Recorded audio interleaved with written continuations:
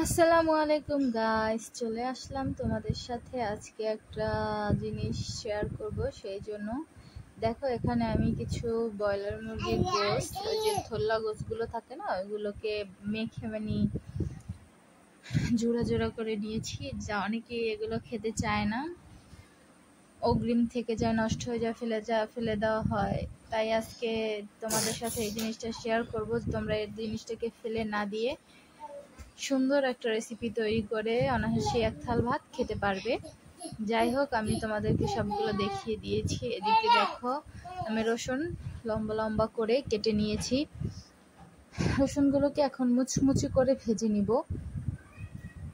এই যে দেখো, আমি এখন রসুনগুলোকে একদম হালকা আঁচে মুচমুচি করে ভেজে নিব, চানাচুরের মতো হবে। এই যে দেখো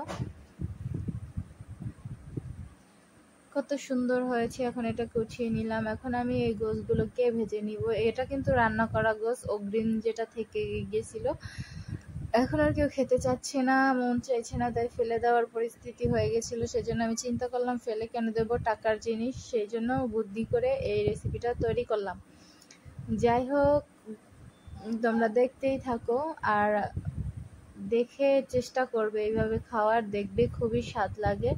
এটাকেও মুচমুচি করে ভেজে নিব, চানাচুরের মতো একেবারে, দেখবে খুব সুন্দর করে ভেজে নিতে হবে। এই যে দেখো, ভেজে নিচ্ছি, দেখো কত সুন্দর হচ্ছে। এদিকে আমি রসুনগুলোকে যে ভেজে নিচ্ছি, এখানে ধনিয়া পাতা, কাঁচামরিচ, টমেটো, পেঁয়াজ কুচি আছে। টমেটোটাকেও আমি একটু পরে ভেজে নিব।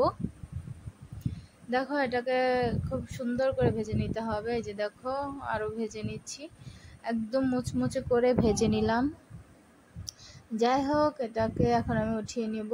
এদিকে আর একটু তেল দিয়ে দিয়েছি। তেল দিয়ে এখন আমি টমেটোগুলোকে একটু ভেজে নিব। এই যে দেখো, টমেটোগুলোকে আমি একটু ভেজে নিচ্ছি, পোড়া পোড়া করে ভেজে নিব। টমেটোটাও এর সাথে মেখে নিব। টমেটো দিলে আলাদা একটা স্বাদ আসে, সেই জন্য দেখো আমি টমেটোগুলোকে ভাজতে থাকি। এর মাঝে দেখো আমার রসুন কুচিগুলো, এই দেখো আমার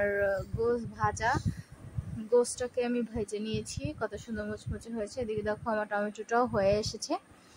যাই হোক, টমেটোটাকে এখন নামিয়ে নিব। এই যে দেখো, নামিয়ে নিলাম এগুলোর সাথে। এদিকে সবকিছু উপকরণ নিয়ে নিয়েছি একসাথে। এখন আমি টমেটোর উপরে যে ছোলাটা থাকে, সেই ছোলাটাকে ছাড়িয়ে নিব। যে দেখো, ছোলাটাকে ছাড়িয়ে নিলাম। গরম তো প্রচন্ড, ধরা যাচ্ছে না। যাই হোক,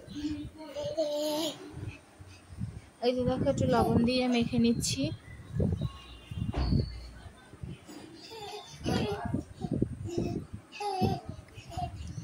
এদিকে আমি পেঁয়াজ কুচিটা দিয়ে মেখে দিব।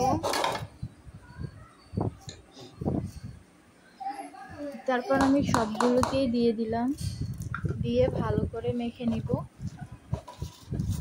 এই যে দেখো, ভালো করে মেখে নিচ্ছি। এখনই দেখো কত সুন্দর লাগছে, মনে হচ্ছে চানাচুর মাখা। এখনই খেয়ে ফেলতে ইচ্ছে করছে। যাই হোক, দেখো রসুনটা দিলে আরো কত সুন্দর দেখা যায়। এই যে দেখো, রসুনের আলাদা একটা ফ্লেভার, এইভাবে রাখলে খুবই ভালো লাগে। চাওয়ারের নিচে যখন পড়ে সেই স্বাদ লাগে। দেখো কত সুন্দর দেখা যাচ্ছে, এখনই মনে হচ্ছে খেয়ে ফেলি। যাই হোক, এই যে এখন আমি এই গোশত ভাজাগুলোকে দিয়ে দিলাম, দিয়ে ভালো করে মেখে নিতে হবে। খুব সুন্দর করে একটু বেশি জোর দিয়ে মেখে নিব, যাতে সবগুলোর সাথে একদম সবগুলোর মিশ্রণ ভালোভাবে হয়ে যায়। সেই জন্য এই যে দেখো, আমি এখন এগুলোকে ভালো করে মেখে নিচ্ছি। দেখতে যেমন সুন্দর লাগছে, খেতেও অনেক লোভনীয় হয়েছে। আর একটু লবণ দিয়ে দিলাম স্বাদ মতো। শুধু শুধু অপচয় কেন করব, তাও একটা রেসিপি তৈরি হয়ে গেল। এই যে দেখো, এখন একটু সরিষার তেল অ্যাড করে দিব ঘেরানোর জন্য। এই যে দেখো, আমার ফাইনাল লুক জাস্ট অসাধারণ হয়েছে।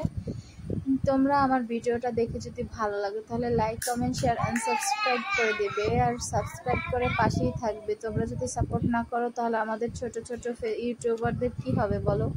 তোমরা আমার ভিডিওটাকে একটু সাপোর্ট করবে আর এইভাবে বাসায় তৈরি করে খেয়ে দেখবে, জাস্ট অসাধারণ। ওকে গাইস, সবাই ভালো থাকো, সুস্থ থাকো। আসসালামু আলাইকুম।